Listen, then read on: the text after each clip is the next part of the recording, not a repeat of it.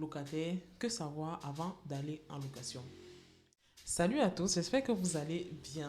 On se retrouve pour une nouvelle vidéo. En plus, ça fait longtemps que je ne suis pas passée par ici. Donc, aujourd'hui, la vidéo est faite par rapport à un commentaire d'un des abonnés qui m'a demandé d'aborder certains sujets après avoir regardé la vidéo sur la location, dans les droits du locataire, les droits du bailleur, les obligations inhérentes à chacun. Il m'a demandé, par exemple, que savoir avant la location.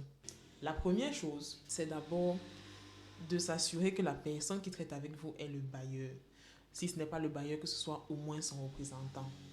Parce que si ce n'est pas le bailleur, en droit, on dit généralement qui paye mal, paye deux fois. Donc si vous ne payez pas la bonne personne, votre bail ne sera réellement pas effectif.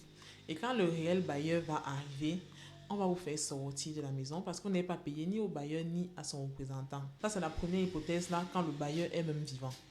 Lorsque le bailleur est peut-être décédé, généralement, le tribunal qui officie dans le jugement d'hérédité de la famille épleurée désigne un séquestre vers lequel vous allez verser votre montant de loyer. Quand toute la procédure d'hérédité sera terminée, l'administrateur désigné, les héritiers connus, ce séquestre dont va verser l'argent aux différents héritiers.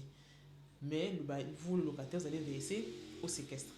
Dans le cas où vous payez à une personne qui n'est pas désignée officiellement et légalement pour recevoir l'argent, sachez que dès le moment où on va désigner la personne qui perçoit l'argent, vous allez devoir payer une deuxième fois parce que les montants que vous aurez versés ne seront pas valables. Bon, on espère que toute la famille sera de bonne foi et que peut-être on va vous dire, ok, vous avez versé, il y a les preuves, bon, on vous laisse donc occuper la maison pendant la période que vous avez versé au bailleur, au présumé bailleur qui vous a conduit en erreur. La deuxième chose, c'est l'état des lieux. Chers locataires, il est très important de faire l'état des lieux avant d'entrer en location. Vous allez me dire que c'est de l'argent, oui. Mais avec ça, au moins, vous savez exactement dans quel état est votre maison et vous savez dans quel état vous devez la rendre au bailleur à la fin de votre bail. Pendant cet état des lieux, vérifiez bien sûr chaque élément de la maison. Les prises, les réglettes, le plafond, le sol, les murs, les petits dégâts qui y sont. Même les arrivées d'eau, s'il y en a qui sont défectueuses, vérifiez et vous en faites pas au bailleur. Déjà, l'état des lieux est généralement fait contradictoirement. Donc, il est important que vous soyez là les deux fois et de consigner tout ce que vous avez relevé dans la maison dans un acte qui sera officiel.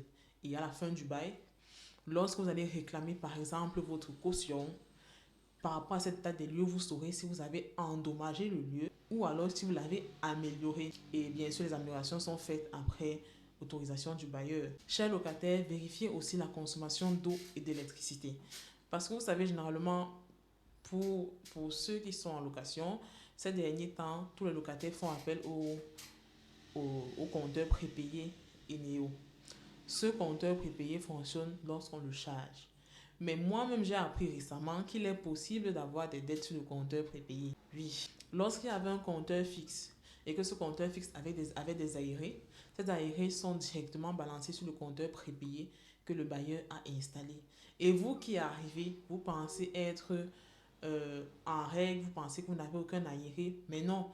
Lorsque vous payez par exemple le prépayé, il y a un message, il y a une ligne dans le message où on dit dette.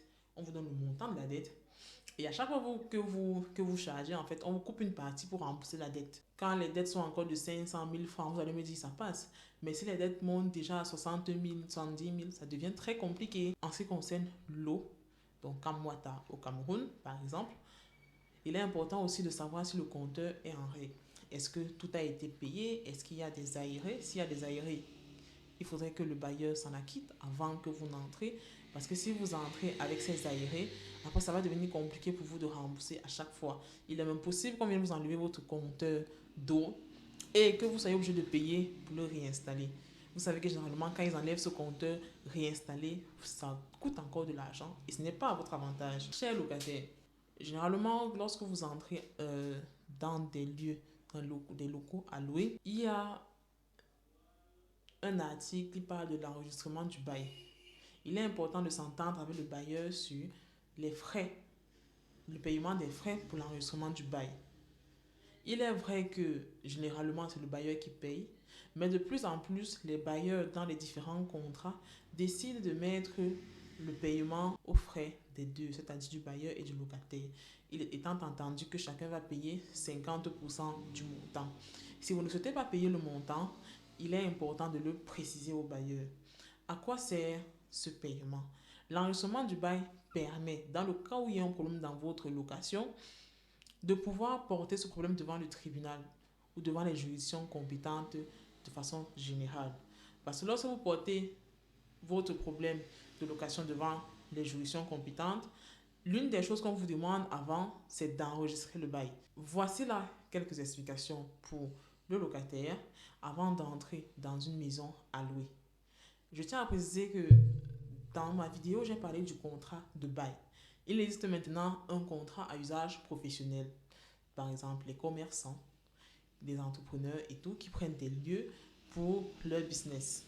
Ces éléments précédemment cités peuvent aussi vous aider avant d'entrer en location. Et par rapport à ça, vous saurez exactement dans quoi vous engager. Je vous remercie pour votre attention et on se dit à très prochainement pour une nouvelle vidéo. Bye bye.